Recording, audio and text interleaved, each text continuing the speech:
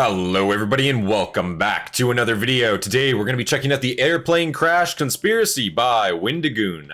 Since I checked out the Fat Electrician, I had a few people ask for me to check out Wendigoon, and I'm joined here of course by WetTent again. Do you want to say hello, Mr. WetTent? Hello, how's it going? Hey there, there. We're getting learnt today on airplanes. Getting learned on airplanes, yes. Obviously, you know, I don't know a ton about aircraft in general. I don't know a whole lot about the inner workings, how it kind of works.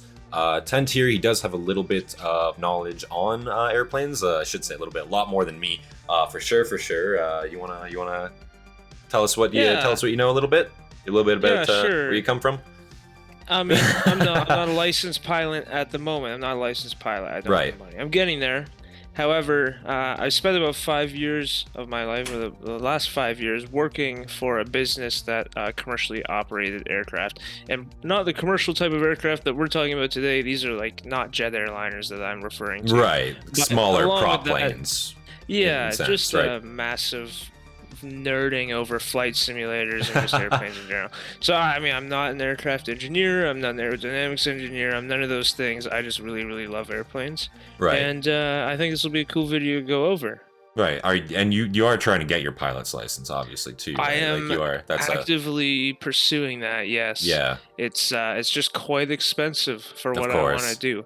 Yeah, no, so especially in Canada here, man. I mean, nothing's cheap, obviously, but to get the amount of hours needed to finally obtain your pilot's license, I hear it's not a cheap venture or anything like that. So I mean, it's respectable to get into. It is respectable to do though, to want to do that, right? Like it's something that needs to be done. I feel like air travel isn't going anywhere. I feel like it's going to be a very sustainable, something we rely on nowadays in the modern world, right? So I feel like it's really good to get into. That's for sure. Obviously, Wendigoon here, the airplane crash conspiracy.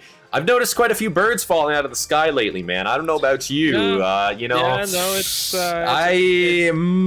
common of a theme. It's way too common. I'm not trying to,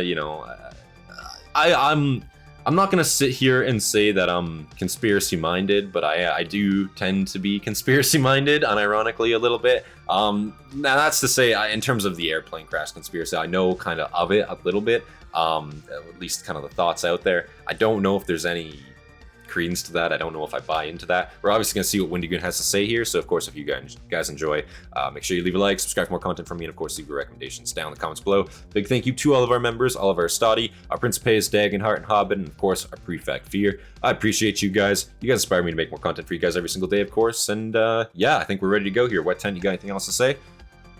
No, I'm ready to get into it. Awesome. Listen to what this guy has to say. Awesome. We're obviously going to leave a like on this video right away. I'm subscribed already. I know Wendigoon, I have seen some of his older videos, and we're talking like from years ago now. But I haven't watched any of his recent stuff. I know this came out a month ago. I'm excited to check this out. So yeah, without further delay. Captions are on. Not full screen. Quality's good. Captions on. Full screen. Let's get it. Tragically, airplane accidents have been in the news far too frequently as of late. And with reported crashes on the rise, you've probably heard the resurfacing of an old internet urban legend. The urban legend that airplane crash positions are designed to kill you. Crash positions, or brace positions, are made to ensure the least amount of injury possible when someone is involved in a plane accident. However, with stories of lawsuits and damage claims when people are injured or killed in the event of a plane crash, the urban legend states that brace positions are actually designed in order to ensure a quick death. All in an effort for airlines and plane manufacturers to pay out as little money as possible in injury claims after a crash. Now I'm just gonna pause right away. Have you ever heard anything about this before? I thought we were going different. I thought we were going from a completely different angle here. Yeah. To be completely honest with you, damn. It's a different take for me. I mean, I've heard of this before.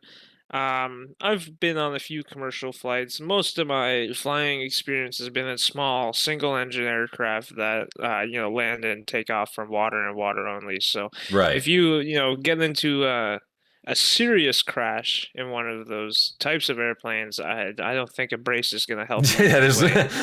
I mean, you can maybe like clench your jaw and pray, but I think that's about all that's going to help you in that event. Yeah, just enjoy knowing that it's the last moments. Probably be over quick, hopefully. You wouldn't even have time to think about what do I think about. It would just be it'd be like that. But I have heard of this conspiracy before, and the thing revolving around the brace position being designed to inflict however you want to put it. I've heard about it before. I'm not sure. I don't know. I think you would need to consult medically about this. Yeah, I have no idea. I don't think I have ever actually heard about this before, but no, very interesting. Again, I thought we were taking a completely different take here. Very, very interesting. Let's see where this goes. Maybe there's some credence behind it here. To pay out as little money as possible in injury claims after a crash. Is there any truth to this, and what is the story of airline brace positions anyway? Well, that's what I want to talk about today. We're going to talk about brace positions and the accidents that inspired them, as well as the theory that they're just a hidden form of euthanasia to see if it has any legs. Or wings, I guess. That's kind of crazy to say. Thank you so much to everyone who showed support for the videos being uploaded over on Spotify. It means a lot, and a link will be there in the description if you would rather watch these videos over there. Also, I just posted a video over on the second channel. That's pretty pog for him. He's got Spotify. Thank you all so much for the love and support you've already shown on there. New content coming over there weekly. Link will be in the description if you want to check it out. So if you're ready to talk about airplane tragedy and conspiracy, then stick around after the ad as we discuss if brace positions are meant to kill you. Also, the sponsor for this video, once again, knew exactly what I would be doing, and they were cool with it. So one day, I will find something they will not touch. That's honestly pretty pog, I'm not going to lie. Before we get started, I want to thank today's sponsor. Let's see who it is. Who's brave? Channel, AG1. AG1? Yo! Hey! AG1. And that's because AG1 is your one-stop shop for heard about them over on Rogan, not gonna lie. Vitamins and multi-minerals and much more. AG1! I did too. Hell yeah! Better. And it's hard to get easier than AG1. Because with just 8 to 12 ounces of water and a spoonful of AG1... Damn, dude, good for him, though. That's actually awesome he's got that. Doses every day, you can just keep up with one easy drink. He's wrapping the shirt too, bro. That's Since sick. taking AG1, my general moods improved, my energy throughout the days improved, and there's a bunch of factors that go into that, like exercise and eating right. But when you start putting the things in your body that your body... I've heard it's pretty good for you, actually. Like, I have heard that too. It's and AG1's not a chore either. Not only is it easy to make, but it's just a delightfully sweet taste that I enjoy along with my morning coffee. Also, AG1's got something new to share today. That's because AG1 now also offers omega-3 supplements. It's funny, I had just started buying milk at the store. To keep your brain healthy. Omega-3 infused into it because I was like, I should probably get some of that because, you hear cool stuff about it. And then immediately AG1's like, hey, we just started doing omega-3. So would you look at that? And AG1's omega-3 is sourced from wild-caught small fish and is flavored with natural lemon. So it's hard to incorporate an easier, healthier step into your morning routine than with this. And if you haven't tried AG1 yet, then now is the perfect time to get in on the offer. That's because for a limited time, if you go to drinkag1.com and use the discount code Wendigoon or head to the link in the description or scan my QR code, not only will you get $76 worth of free extras like 5 travel packs of AG1, a shaker bottle, a bottle of vitamin D3 and K2, and a metal canister. But right now, that's actually pog as shit. What? Omega-3s thrown in for good measure. That is right. What's not to love about this? So to get started with AG1 for less than $3 a day, again, head to the link in the description at drinkag1.com/$70 a month. Scan the QR code to get in on this incredible offer. For supplements, that's not bad, actually. For sponsoring the channel, it means the most. Check them out, the link in the description, and we are back to the video. I just want to say real quick, guys, if you want to, pick up on that offer, you get a bunch of free shit there. I'm not going to lie. Like, that's actually pretty good value for using that code. Go use his code, Wendigoon. Yeah, I think I'll genuinely Google it. I will probably actually look that up and see about that, unironically. Or scan the QR code to get in on this incredible offer today. Thank you to AG1, as always, for sponsoring the channel. It means the most. Check them out, the link in the description, and we are back to the video.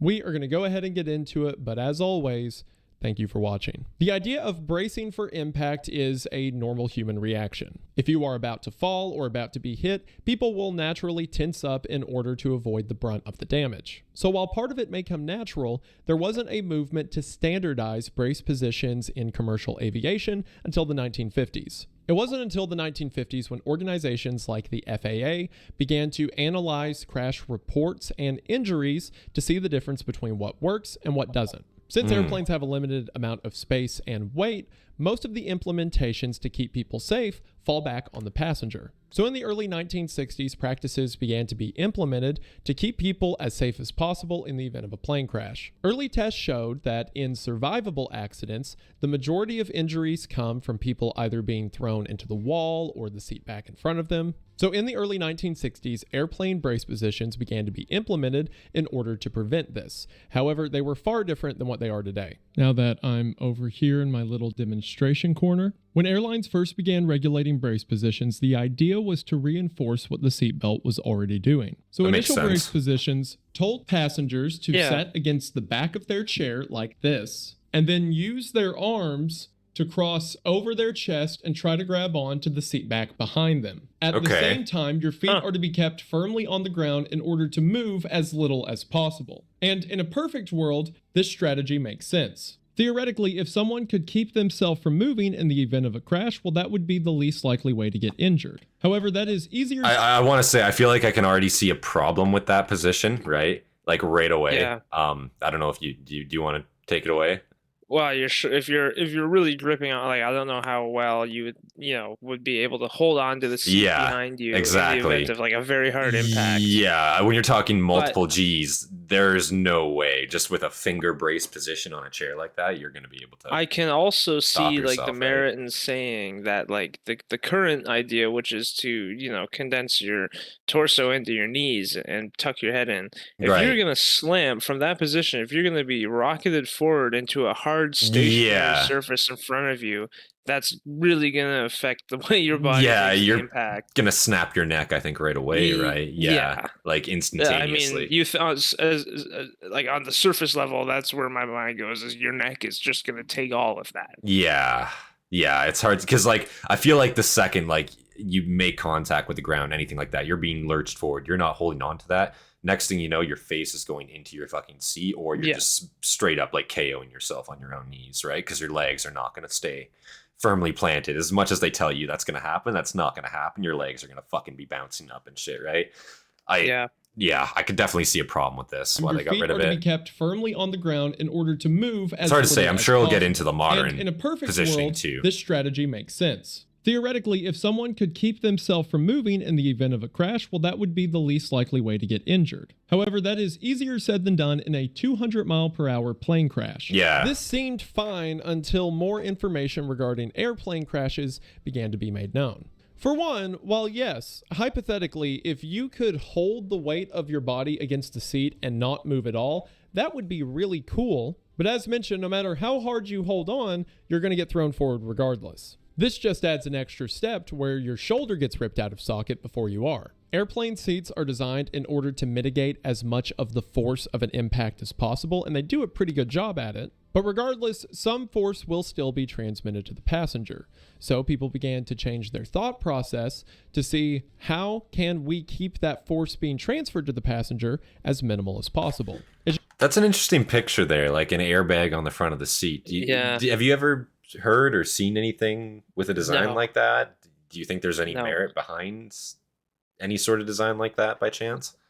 Because ideally, right, like it just seems like to me there's so much energy involved in a situation like this. Like your body is, I imagine you can't control it. I mean, I'd never want to find out, but I think gravity is gonna do what it's going to do, and I'm not sure an airbag would assist you in any manner. I think it depends on what kind of a crash we're talking about. If we're talking about a controlled crash versus like a death spiral, for lack of a better word, in that case, yes, there's no chance, right? But in the case of a controlled crash, where you're talking potentially some debris on the ground, right, a potential rough landing, that I could maybe see it like helping a little bit. I don't know, like maybe like you're not just like your gear doesn't go down and you have to land the something. There's still going to be a lot of energy there. You're going to be thrown forward. Maybe in an instance like that, an airbag might do something to it's not meant to like it's not meant to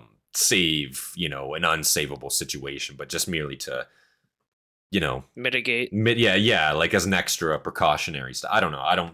I'm assuming there's probably a good reason why that doesn't exist, and it's probably very obvious, but let's it could also just be to protect the crash dummy. Who knows? True. Like this could just be a bullshit picture. I don't know. Maybe. I mean, It just makes you think, I don't know. Weird. Yeah. How can we keep that force being transferred to the passenger as minimal as possible? It should also be mentioned that everything I'm saying applies to, once again, survivable plane crashes. Yeah, crashes exactly. in themselves are exceedingly rare. It is by far the safest mode of transportation, except for maybe like a subway, but those tend to be more selective. And out of those rare crashes, the vast majority of crashes are on takeoff or landing. So the plane is moving relatively slow and near the ground. This normally results in the plane skidding across the ground or turning over. Again, and yeah, like as you say there, and him too, I just wanted to let him finish that point there. Yeah, like plane crashes are very exceedingly rare. When you think about just how many aircraft are in the air at any given time, at any given point in the world, right?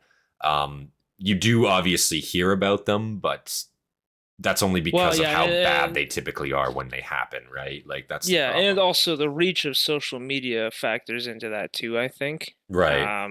A little bit, but on the part of like where he said, most crashes occur between or during takeoff and landing. Right. I think that's a good statement to be heard. Like, at that time, the engines are under the most stress, whether it's taking off or when you're landing. You have so many different things that can factor into your engine not performing well. And in some survivable crashes, that's like a big theme is that there's a malfunction with the engine in one of those critical phases of flight.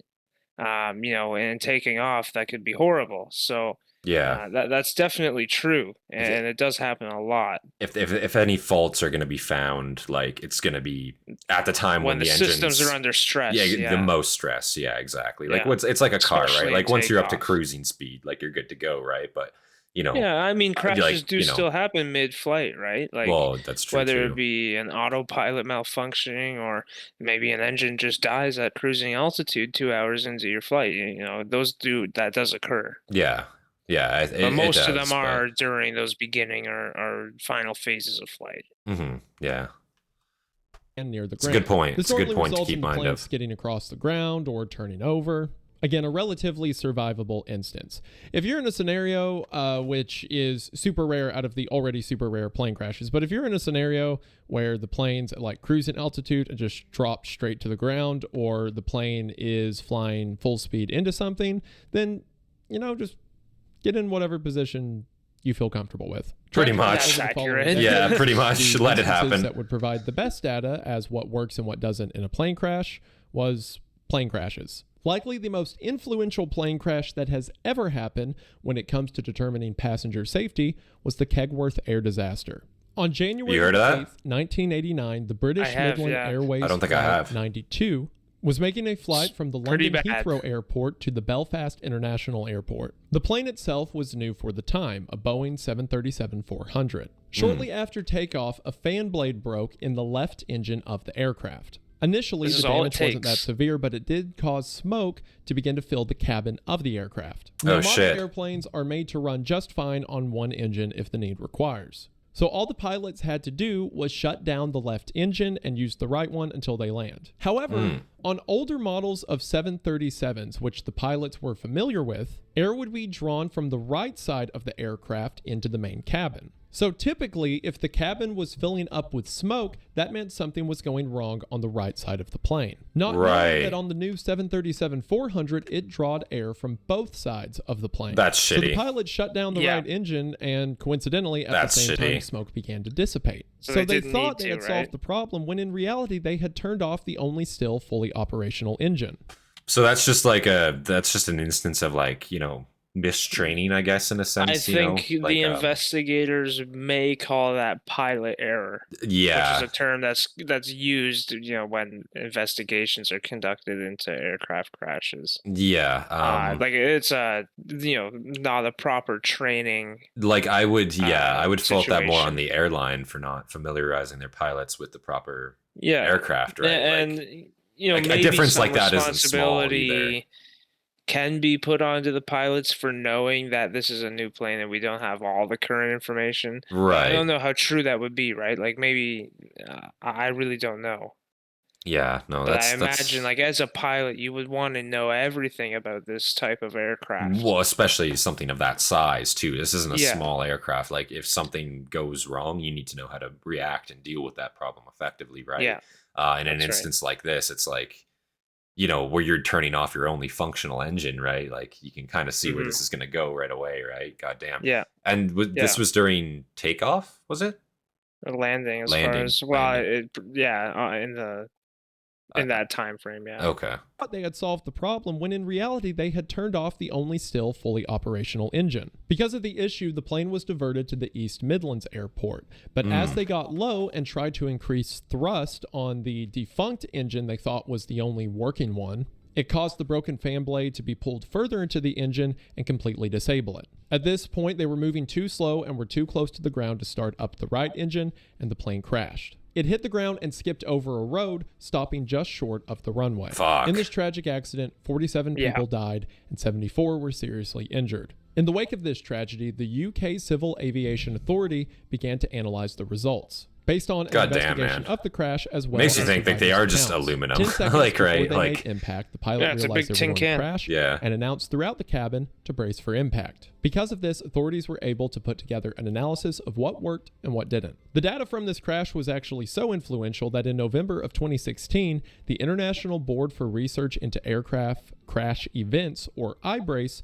was formed in the wake of the investigation, which is a board made up of doctors and aviation authorities across the world in order to best prepare passengers. I never heard of this either. Accidents. In the course of the Keckworth investigation, several other airline accidents were also brought in for analysis. Across all these incidents, there were some common through lines. A lot of the severe injuries and even deaths occurred because people were being thrown forward, which caused injury to either their neck or head. On top of that, non-life-threatening injuries like broken arms or legs came from them flailing about and hitting something inside of the cabin. There that's be issues with just... Listen, I'd rather take a broken arm or something over my neck snapping. Like, to be completely fair, you know. Yeah, what I'm if saying? you're in a life or death aircraft crash situation, and you can be picky. I would definitely. If you're talking about a brace position that potentially can break your arm or your leg but keep you alive, I think that's just kind of like the sacrifice you kind of have to take at that point. You know what I'm saying? Like, unfortunately. I think also too, though, like, no matter what happens during the crash, I don't know if there is any position that the passenger can put themselves into. If it's going to be like a severe tragedy, a really bad crash, like the plane slams into something at a high speed. Well, even a tree or something like that, you know, during a forced landing, like, you know, it's enough to cause the plane to flip and you're fucked, you know. And like in the aviation that I'm familiar with, there's a common topic of discussion that is, you know, the dual harness straps, like the seatbelts that go over both of your shoulders, or just the typical waist belt, right? That can, you know, some people have opinions on whether that is better or not as good when it comes to surviving crashes that aren't necessarily as intense as some can be. Right, because I could see with the dual harness strap, like it's going to hold you in the seat, right? But it's going to hold you in the seat, but your neck is still unsecured. That's the problem. That's so right. During those G's, you're still potentially facing like a neck break because when you think about it, right, versus like the waist strap, right, your body can kind of flail with your neck, if that makes sense. You know what I'm saying? Versus you're locked in place, and then it's just your neck that's able to fucking, you know, move. Yeah, all the energy is concentrated. Yeah. I could see merits for both. Yeah. But is there a good solution, right? That's the problem. I don't know if there is one, as you say. I mean, there are crashes where planes kind of just glide into the trees at like 60 or 70 miles an hour. Maybe even less, you know, 50 or 60 kilometers an hour at stalling speeds. Yeah. And that you could consider like a sort of, you know, a gentle crash, maybe, if you would. Not that any crash is gentle, but it's certainly a lot less harsh and abrupt than some of the commercial airliners that, you know, we've been seeing recently in the news, how they're crashing. Right. It's a totally different ballgame. So I think in that manner, like, you know, that could assist you in sustaining less of an injury. But no crash is the same. So it's impossible to gauge at the time, right? You don't know until it happens. Because again, we have a standard, right, for any crash blanket term, right? But circumstantially too, it could depend what is a better position, right? Like depending on what circumstances you're facing, right? Versus I know the way they do it now, it's kind of like regardless of what situation you're facing, assume that position kind of thing. Like there's just a blanket kind of standard for it, right? But like, what do you do, line, right? Situation dictates. Yeah, it does, but it doesn't modern day. That's what I'm saying too, right? It's a difficult decision. Like, what do? You obviously need to keep people safe in the best effective way. So train everybody on something that they can all kind of know and utilize that regardless of the situation. That's probably the best course forward, but it's hard to say regardless, right?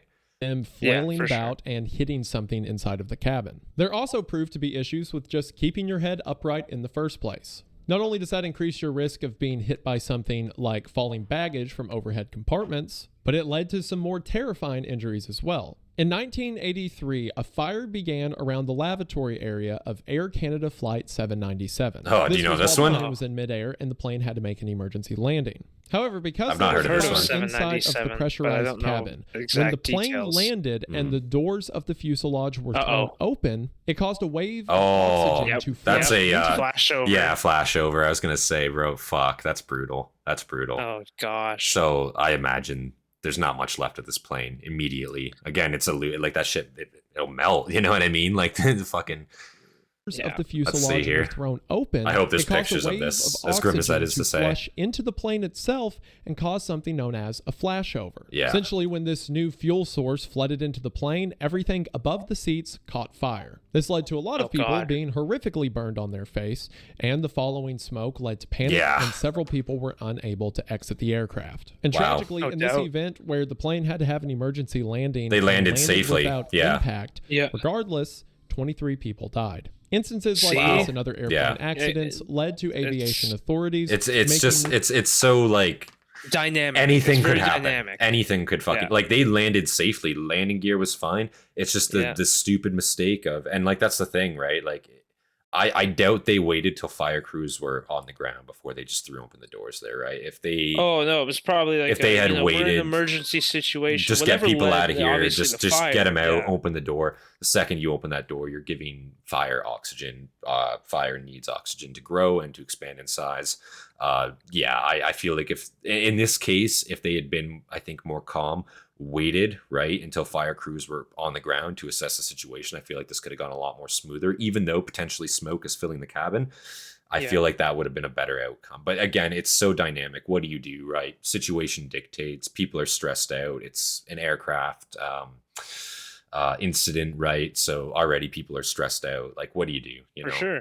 Yeah. The aircraft nerd in me has to say though that the Douglas DC-9, that's one of the sexiest commercial aviation jets this one here ever existed. Yep. Yeah, I was gonna say in that state, but she's a little beat up now, but yeah, no, I hear what you're saying. It is a gorgeous airplane. Yeah, I like the jet design, the way they are, the placement on them. Yeah, the three engines, it's cool. Yeah. Instances like this and other airplane accidents led to aviation authorities making new rulings regarding the brace position. And this has led to the brace position as we know it today. Later, standardized brace positions would make the following adjustments. The primary one being, since it is near impossible to hold yourself against the back of the chair, instead anticipate the fact that you'll be thrown forward and start at the seat back in front of you.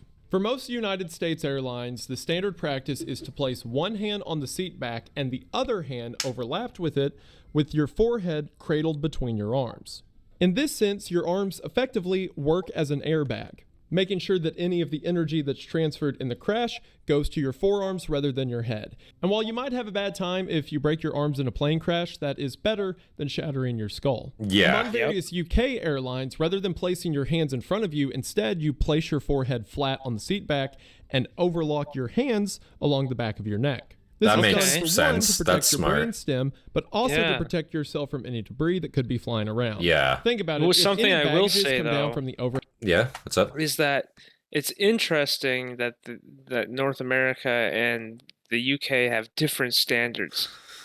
Well, we do have different standards at just about everything, you know. I feel like, I mean, maybe that's playing into the conspiracy here. Is, you know, why is it different here than it is there? Yeah, that could also be a topic, you know, when you're talking about the conspiracy. But see, then we're talking about again like standardization, right? Like the problem is like you know, have like I agree with having a standard for for obviously aircraft, because like again, it's better that everybody kind of knows the same thing, you know, it's done the same way.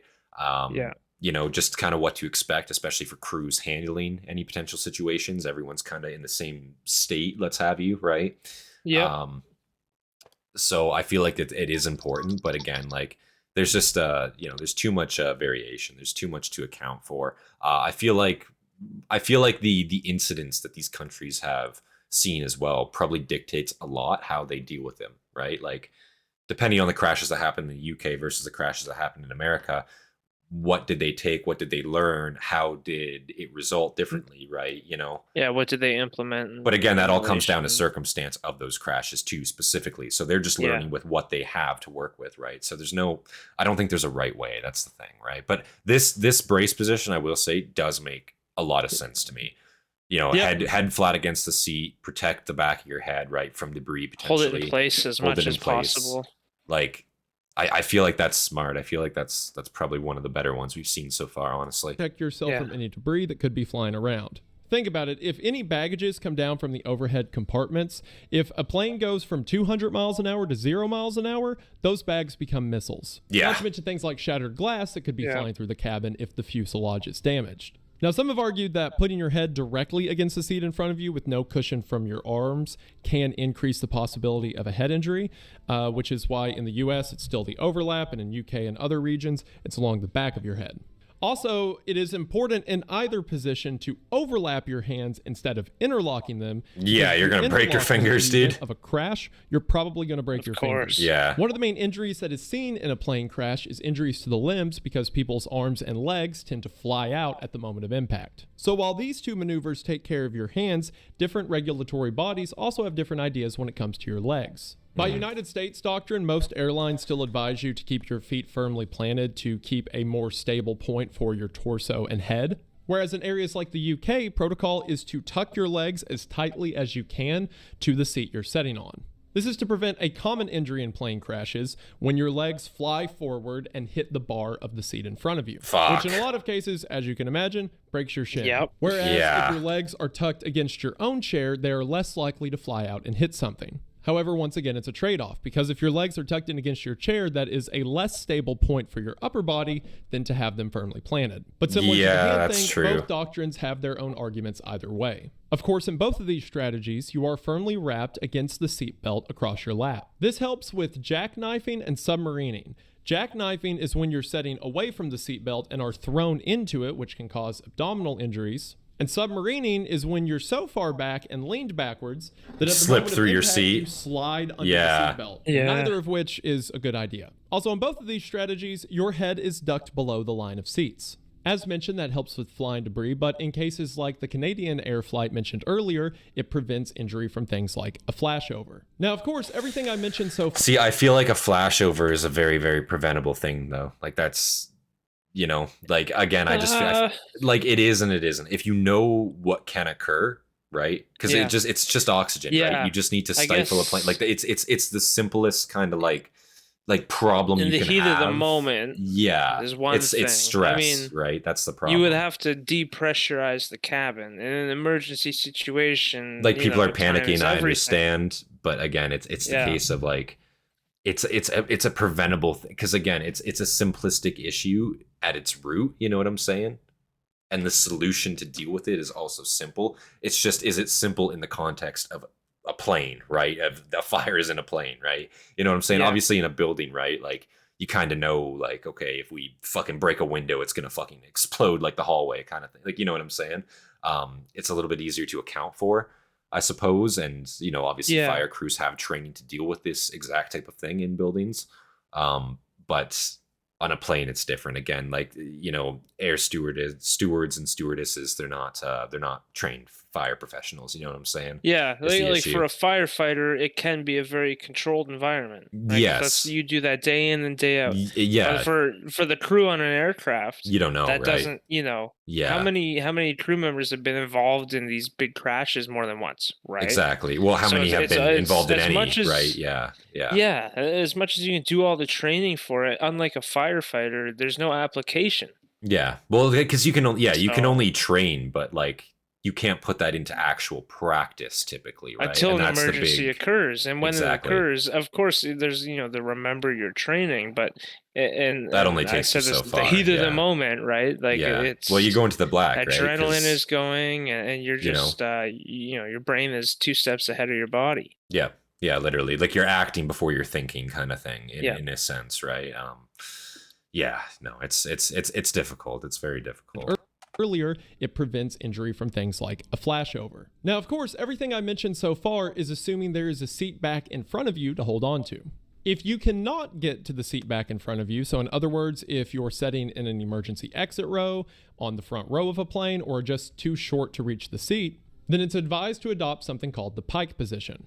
It's effectively the same thing, but since you can't get to the seat in front of you, you just fold yourself all the way down. I need to bring the microphone down. You're just going to ragdoll no matter what, I feel like. All the way down underneath your legs, either grabbing your own forearms to keep yourself compact, or, as mentioned earlier, overlapping them along the back of your head to protect yourself from debris or head injury. It's also advised, again because there's no seat in front of you for you to hit your shins on, to keep your feet firmly planted to once again give yourself further stability. And if your feet cannot touch the floor, again for children or short people, just tuck them against the chair as tightly as you can. The strategy with all of these is to make yourself as compact as possible. You're not going to be able to fully put off the force of the plane crashing, so you want to be in a position where the force can do as little damage to you as possible. Right. The only situation where the strategy is severely different is for flight attendants who have a backwards facing seat. Again, crashes tend to happen when a plane is moving forward.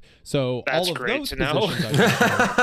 I had no idea, man. Whoa. The damage is when you are. Well, if a flight attendant is facing the back of an airplane, then they're not going to be thrown forward in a crash. They're going to be thrown backward. So then, best practice goes back to the old strategy. Placing your head against the seat back as hard as possible, and either putting your hands underneath your thighs or across your chest. The backwards facing seat is actually one of the safest places to be in the event of a plane crash. Because I'd imagine the force is pushing you into the cushioned seat you're already sitting in, rather into the metal seat that you're sitting behind. In both instances, almost makes me think, why don't they just build passenger Make everybody sit on the floor. Well, no, not even on the floor. Why don't they just turn all the seats around, right? So if the pilot's seat is facing forward, everyone else is facing the rear of the plane instead of facing the way you're going. Just turn the seats around. You know what? But then what if the plane crashes traveling backwards? Oh, well, no, but actually though, wouldn't that kind of in theory solve a lot of your problems? That makes a lot of sense when you're you think about the flight attendants have the rear facing seats. Yeah, it's easier for them to absorb the energy. I don't know, we'll learn something about how it's not. Maybe okay, but actually catastrophically it fucking snaps your spine in half because now you're I don't know. You know what I mean? I'm sure we'll find out. Rather into the metal seat that you're sitting behind. In both instances, airplane seats actually do a really good job at absorbing most of the energy from an impact, and all of the brace positions are designed so that the majority of that force transfers to the chair rather than your body. And those practices make sense. Think about situations like airbags. The entire idea of an airbag is that a surface comes out and catches you, slowing your speed from flying into the front of the vehicle. And while specific cases of which form is best can be argued, from survivor reports to crash test investigations, it's no question that brace positions up your survivability rate by an extreme degree, according to some studies as much as 3 times. That is, of course, when they're not trying to kill you, as the conspiracy states. So the conspiracy theory that inspired this video is that these brace positions are actually meant to kill you. It is no secret that airlines or airplane manufacturers will do everything in their power to pay out as little as possible in the event of an accident. Not only does every institution do everything in their power to point the blame somewhere else, the airplane manufacturer will say it's the airline's fault, and the airline will say that it's air traffic control or the airport's fault, and the airport will point back at the manufacturer. But when someone is eventually forced to foot the bill, they will lowball those affected as much as possible under threat of a lengthy and expensive legal battle otherwise. I think I know where he's going with this already. Yeah. So they they don't have to pay out dead people. I feel like that's not true though, right? I feel like definitely a death is worth a lot more than an injury for sure. Because I feel like someone still has to foot the bill, and then you're looking at class actions and shit. Yeah, I don't have much knowledge about payouts or anything like that, No, but me I neither. imagine like, you could offer a lump sum for a death, but and as fortunate as it is to like make the comparison. But I feel like if it's like injury case goes to court, then they might be paying more, right? Because then they're bringing up all the suffering and all the other things that are associated with that. Still being alive, but dealing with it. I suppose. I guess then you're looking at like money over time versus like just a lump sum of like maybe okay. Like let's see what he has to say. Possible See what he has to say. Under threat of a lengthy and expensive legal battle otherwise. And while new legislation is being made every year in order to prevent this, it still happens. So the theory says, what if the airline would rather you just die so they don't have to pay out your injuries? The logistics of this go as follows, but there are some differences depending on who you ask. Oh, here we go. Effectively, it states that by placing your head against the seat in front of you, a seat which again absorbs most of the shock of a crash, that force goes through the chair in front of you into the top of your head and snaps your neck, ensuring that the airline has to deal with as few injured clients as possible. Accents to this theory go even further. One example being, does it work the like reason that? that you are told to curl up and protect your face is so that after the crash, your teeth are intact, meaning you are easier to be identified from your dental records. Okay, I feel like kind of wild. I feel like that's just straight bullshit for sure. Like there's no way.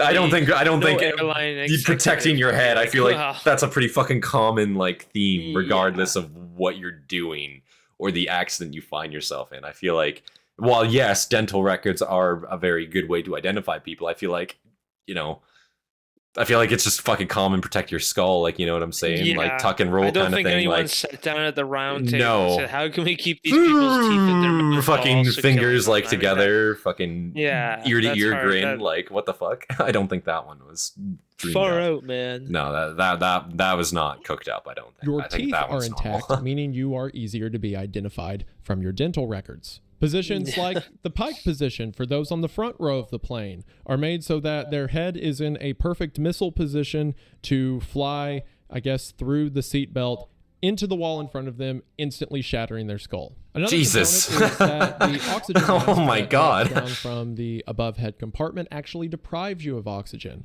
which makes you pass out, which then makes your unconscious body flail around when the plane hits the ground, meaning you're more likely to die. I'm not trying to be a dickhead, right? I feel like the same people that believe in that are like the same people that believe in flat Earth. You know what I'm saying? I'm not trying to be an asshole, but like that's kind of like oxygen masks make you like. I guess people would say, is it really oxygen that they're putting through those tubes? I guess and it's like, you can't be sure. I guess it's probably laughing. But at the same time, like, I would find it very hard to believe that.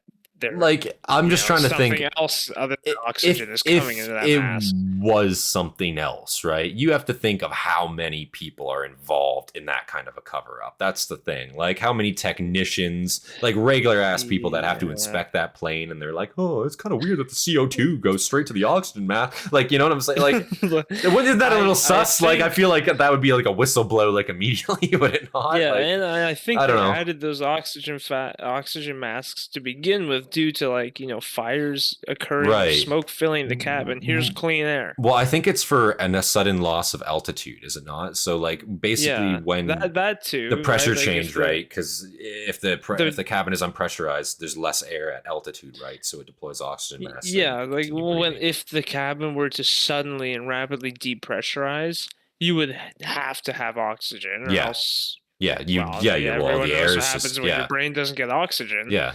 Which would make you pass out anyways, so it's a fucking, I don't know, that's a little bit of a radical one. Your unconscious body hard to say, when the plane hits the ground, meaning you're more likely to die. Which I thought, according to the theory, you're more likely to die if you do the thing you're supposed to and hold your head against the kill seat in front of you, but whatever.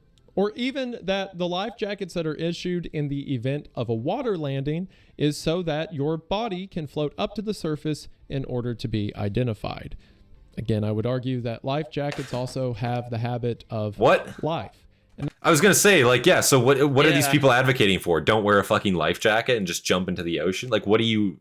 What's your fucking ad? Like, what are you offering as a solution besides what they're offering? Like, you know what I'm saying? I'm not blaming him, obviously, but like to the people who are advocating for that theory, like, what is the counter argument to that then? Like, don't wear a fucking life jacket.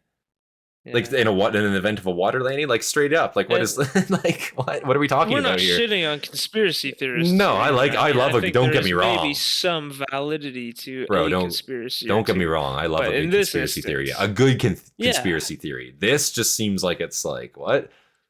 Yeah. Like the life jacket is so that you can be found after you're dead already. Well, fuck, like, just don't get found. I guess your corpse can return to the ocean. Like, what do you... I mean, it's not called a death jacket. No, like, I don't know. Whatever. Let's keep going. I would argue that life jackets also have the habit of life. Yeah. Not drowning, but I digress. Whatever, so let's talk about this theory for a second. Not even addressing the fact that hundreds of thousands of people across aviation and regulation companies and stuff like that would have to be in on the plot. Exactly. Yeah, that's literally what I said. People that know airliners like accountability, to kill people in the event of an accident, and they're just okay with that, I guess. Not even addressing that. The regulatory bodies that come up with the brace position aren't the ones who have to pay out if there's a plane crash.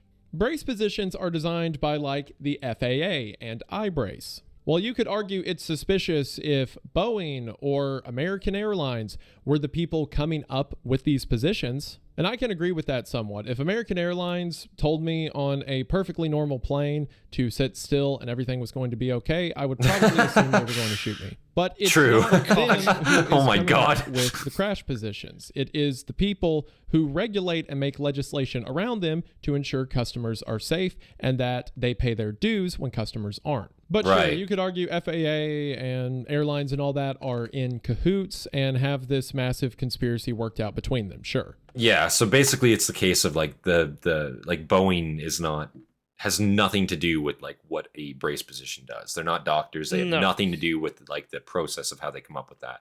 So it's just like they're not even like associated bodies, like, which is already kind of sus, right? Like how? No, they just build the airplane. Yeah. Like I just feel like who where's the merit behind this conspiracy theory? Like, I'm waiting for it. You know what I'm saying? I'm waiting for the build, but where's the merit? You know what I'm saying? Where's it coming from? And all that are in cahoots and have this massive conspiracy worked out between them. Sure. Like there's got to be some like massive like wah moment. Sense. You know what I mean? It says that companies do this so they don't have to pay out injuries in the event of a crash. But you know what's way more expensive than injuries? Dying. While there is no legislation that dictates the minimum amount an airline is required. That's what that's what I thought, right? Because even if you're dead, right? Like now you have to pay their family forever well, not forever, but you pay them a fucking lot of fucking money, right? A lump sum or whatever it might be. You're talking millions versus like thousands, right? I feel like they have well, they must have like a minimum or a maximum in place for an injury versus for like a death, right? Like I assume for a death. I was going to talk about legislation that dictates the minimum amount of, I assume, money that's to be paid out in the result of a death. But I mean, as much as money is nice and money is cool, and everybody wishes they had millions of dollars, I think if you lose a very close loved one in an aircraft accident it's irreparable. I don't think any amount of money is going to fix it. No, but definitely you are, I believe, right? Like, owed something at least, like as a close family member. I still think like you should definitely get some sort of restitution, especially if it's down to fault, right? Like, and this is what if you want to talk about Boeing making their planes shoddy on purpose, that's one thing. Okay, like we can maybe there's merit into that, who knows, right? Like I'm not one to talk about that, but there is a lot of planes taking nosedives. But I feel like when it comes to brace positions and shit, I don't think that's necessarily suspicious. I don't. I think there would probably be more merit in the conspiracy theory regarding the manufacture and quality control of aircraft than there is around life-saving measures put in place by an external like third party, like authority, I guess, if you will, entity, right? Yeah.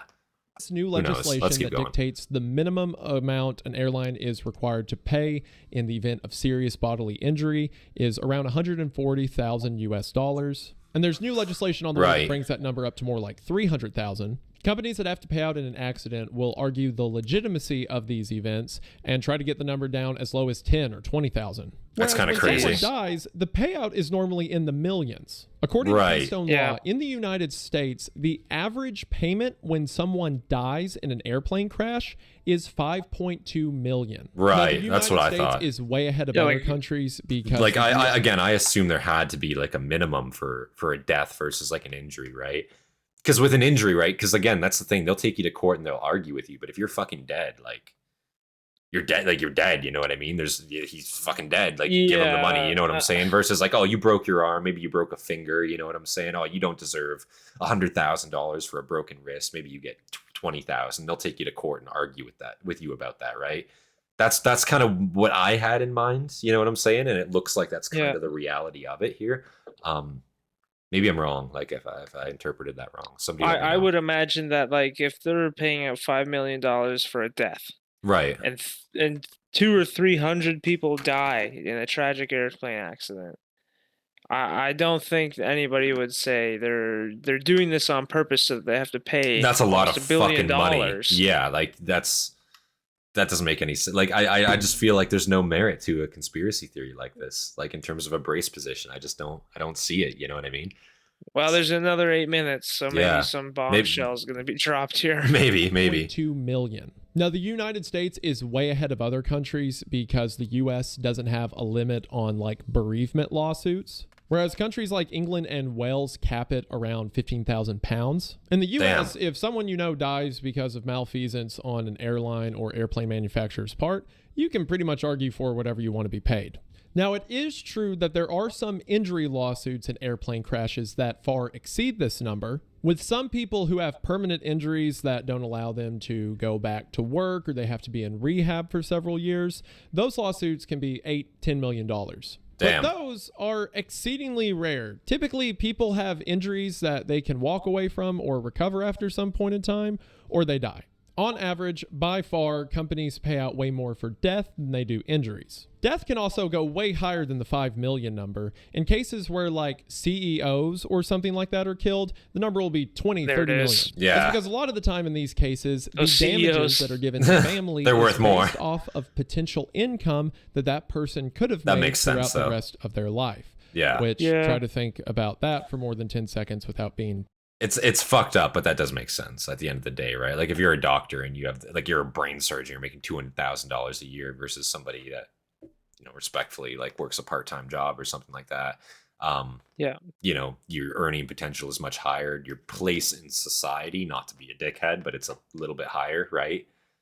Which is fucked up. It's fucked up. Like, I'm not listen, I'm not trying to argue. You're still a person with a human loving. No, family, you are. That's the way that the courts are going to view it. Societally speaking, right? Like that's unfortunately the truth, right? And don't get me wrong, I'm not a fucking communist or something, but I still believe in like everybody having fucking human dignity at the end of the day, right? And that everybody is a person equal to each other, right? At the end of the day, so it's like. But from their perspective, like when you're talking money, how else can you realistically look at it, right? In that case, you know, that's right. It's hard to, you know, it's difficult, but it About the rest of their life, which try to think about that for more than 10 seconds without being radicalized. Literally. If you die, it's hard to justify. It is. It really is. Brace position just makes sense. In every other safety requirement we have for transportation, in car wrecks, for example, seat belts are designed to keep you from being thrown forward, and airbags are designed to give you a soft cushion to be thrown forward into. And we also have a ton of data that backs the brace position idea. Every now and then, the FAA or some aviation authority will have a controlled crash as an experiment, where they load a passenger plane up with a bunch of crash test dummies and run it into the ground to see what happens. Sounds like a cool weekend. That actually sounds kind of like a fun experiment. A bunch of different television companies like Discovery Channel in the United States and Channel 4 in the UK partnered together to buy a Boeing 727, load it full of dummies, and run it into the Mexican desert to see what would happen. What's funny about this is normally when like the FAA does a test or something similar, they do it at a military base or in the middle of nowhere, so the entire flight is remote controlled. But when all these television companies came together to do it, the United States wouldn't let them do it anywhere, so they had to go to Mexico. Right. And the only place they could do it in Mexico was in an open desert that was near a city. Why? So the Mexican government wouldn't let them do the entire thing remote controlled because, you know, the airplane will be flying above a populated area. So a pilot team had to fly the plane until it got out of the city and then got over a desert, and then they parachuted out. What the fuck? There, it was remote controlled into the ground. It's wild. What the fuck?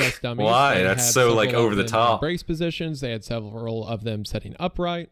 And they found that the brace position had a way higher chance of survivability. The largest injuries came from conditions outside of a brace position's control. For example, since the plane the nose ripping off. Look at these photos. The plane tended to be the most. It is very good. I want to go back. Like it does like, really just show what happens. Yeah.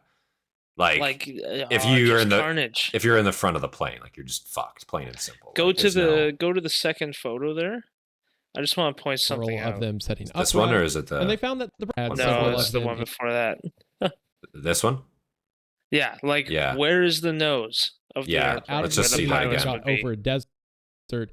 Gone. And then they parachuted out. Fucking under the plane. There, that's brutal. Ripped in half. It's brutal to see, man. Like it yeah. What do you do, right? Like it's hard. Like, and it depends on your positioning too. Like just where you are located in the plane exactly, right? Like that could be as pure and simple of do you survive or not, right? It's crazy to think about. Of them setting upright.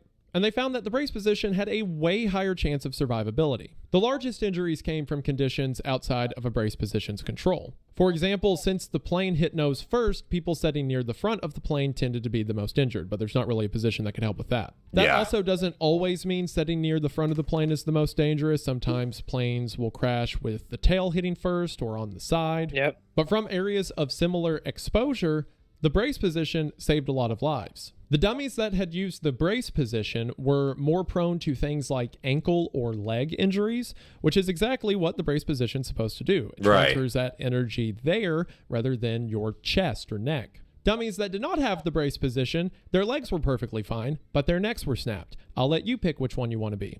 But even outside of test, we have real-world examples of the brace position working. In 1991, Scandinavian Flight 751 had a major that plane's broken up, man. Landing. Wow. I mean, look at pictures of this. The plane is broken up into 3 pieces. It looks like it would be a huge casualty count. But before the crash, a brace position was ordered and flight attendants walked around ensuring that everyone was in the proper position. And miraculously, everyone lived. Sure, that's kind of crazy. Isn't that crazy? That's kind of crazy. Everyone was I almost just want to look at look at that, bro. Yeah, like you look at that and you think, okay, well, people that's are like people those are windows dead. where the fuselage is separated. That's a seat. Yeah, like look at that right there. Like you would totally think somebody would have gotten killed there. I couldn't imagine the trauma of living through an experience like this. No, but I will say Scandinavian countries, they do a good job of like keeping civility in times of stress. I will say, like, usually everyone kind of does what they're told in terms of like a situation is occurring from what I've seen from videos and whatnot. So like, you know, the pilots are the flight attendants going, ordering everyone to the brace position, everyone doing what they're told, right? Following protocol. I feel like that did a lot here in this instance for them for sure. And flight attendants walked around ensuring that everyone was in the proper position. Like, look at that, bro. And That's crazy. Miraculously, everyone lived. God. Sure, there's various injuries to arms and legs. Mental everyone was still fucking breathing. capacity would have been diminished. This instance is often referred to as the miracle at Catrora. In other instances, like U.S. Airways Flight 1549 or the Miracle at the Hudson, that's which the movie Sully is based on. Sully. The majority of the 100% survival rate there can be attributed to the captain's quick thinking. But another factor that led to didn't he, not to get off topic, didn't he get blamed for that crash? Like, didn't they try to like... initially he did, yeah. I heard, like, I don't know the full story. Maybe we have to check out a story on him sometime, but I heard he, like, they tried to, like, pin it on him for a while. They basically said, like, oh, you could have made it to the airport. You didn't have to land the plane in the water and traumatize these people and risk death or injury. But nobody died, I don't think, right? I'm pretty sure everyone... And he knew, like, oh, I'm not going to make that airport. Like, this is the safest option is this river. Well, again, if you have an experienced pilot, a vetted pilot, he's been flying this plane for a number of years, like, how are you going to go back on, like, you know, what could have potentially happened. Like, you know what I'm saying? Like at the end, there are situations where career pilots with make mistakes. 10,000, 20, whatever, they do make serious, grave mistakes that lead to massive accidents. That does happen. So I don't know if saying that is in this case true. Not to say you're wrong, but in this specific case, understand. What are you gonna do? Right? In this case, do you think he was correct in negligent? Down? No, not at all. I think what he did was proper. Yeah, like it was like the right call. He knew that his airplane, that he was, he knew the limitations of his aircraft. Yeah, he knew his plane, and he knew that his plane wasn't gonna make the runway. Yeah. And he did what he had to do, and then doing that, he saved so many lives. And I feel like black box data would probably like attribute to his side to like showing like a cutting edge of power, maybe whatever happened to cause that incident.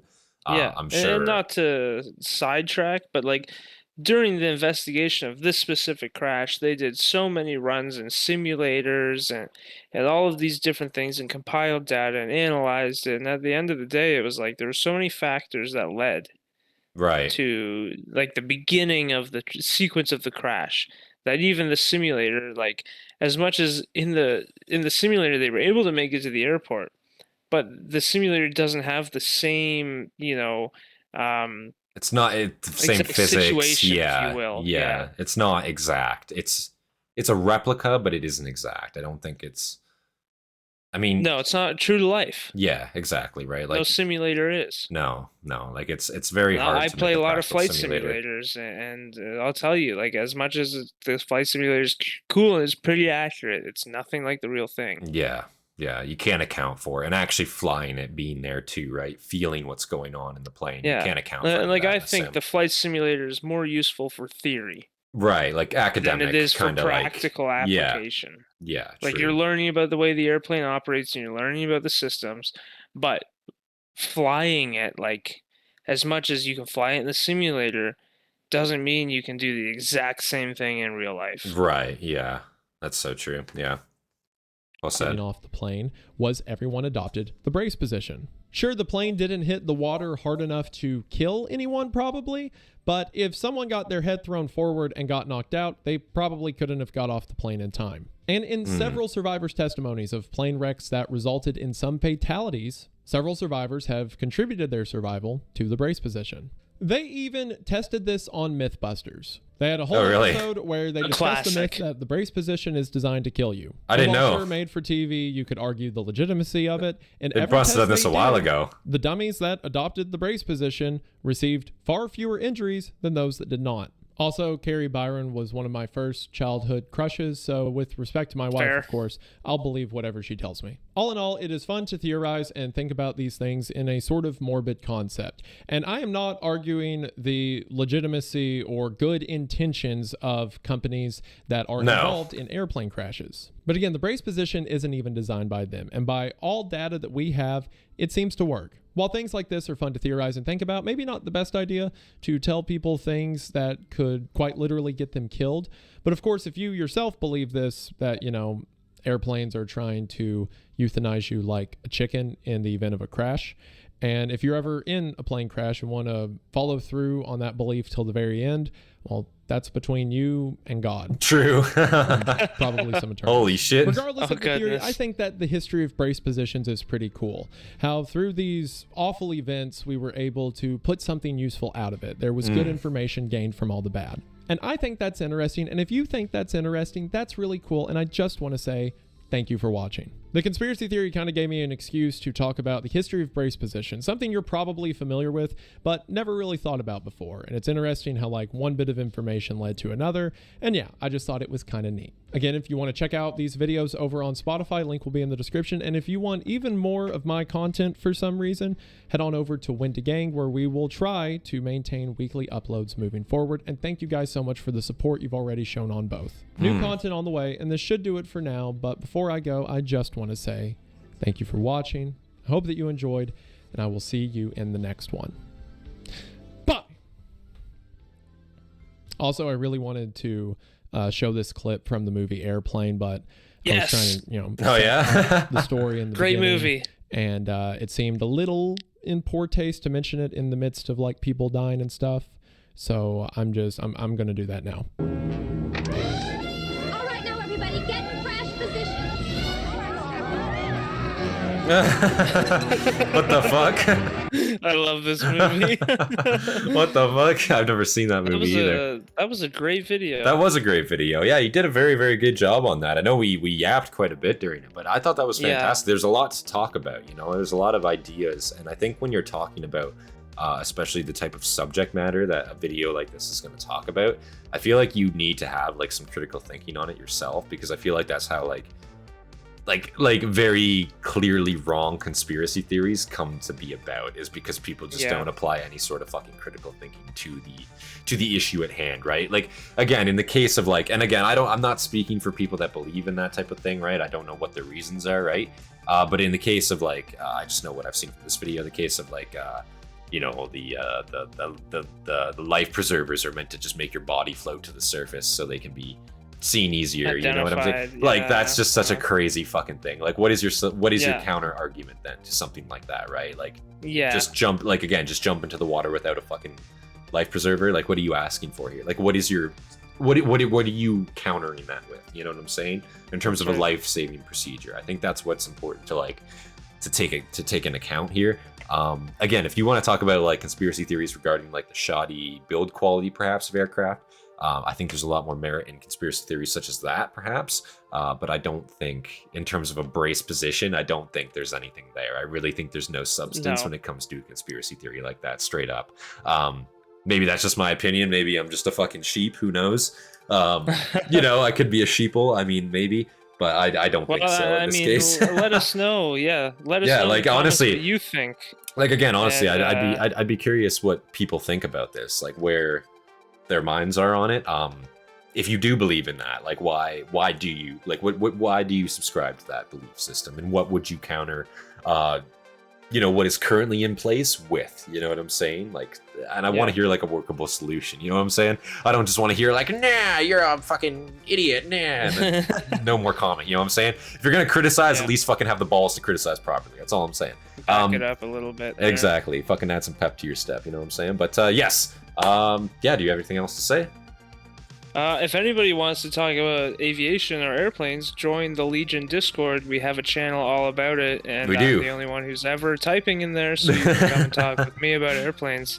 For sure. Yes, no, yeah, come on down, join our Discord, guys. We have quite a few different discussions going down there, but obviously, yeah, you can converse just with join the Discord regardless. Just join it regardless. Just, we like seeing you there. Come on down, join the Discord, guys. But yes, big thank you to all of our members, our Hastati, our Principe, of course, Hobbit, and Dagenhart, and of course, our Prefect Fear. You guys inspire me to make more content for you guys every single day. If you guys enjoyed, make sure you leave a like, subscribe for more content, and yeah, without any further delay, this has been Centurion, and I'll see you guys in the next one. Peace, guys.